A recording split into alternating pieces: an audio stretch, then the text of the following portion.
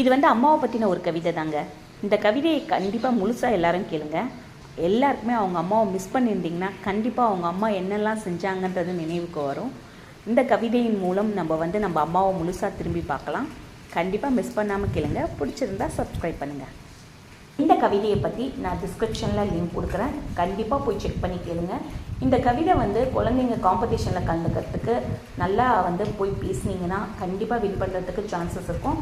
அப்படி யூஸ் பண்ணுறதுக்கு இந்த கவிதை நல்லா உங்களுக்கு உபயோகமாக இருக்கும்னு நான் நினைக்கிறேன்.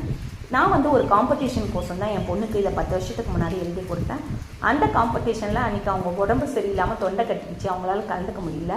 கலந்துருந்தாங்கன்னா அன்றைக்கி ஒரு நாள் வின்னராக இருப்பாங்கன்னு நான் நினைக்கிறேன். ஆனால் இதை கலந்துக்க முடியலன்ற வருத்தத்துலேயே அவங்க இதை ஒரு பேப்பரில் எழுதி வச்சு ஒவ்வொரு வருஷம் என்னுடைய பிறந்த நாள் அன்றைக்கி இதை வாசித்து யூடியூப்பில் வாட்ஸ்அப்பில் ஸ்டேட்டஸாக வைப்பாங்க. அது எனக்கு அவ்வளோ சந்தோஷமாக இருக்கும். இன்றைக்கி நான் அவங்கள வாசிக்க தான் சொன்னேன். இல்லை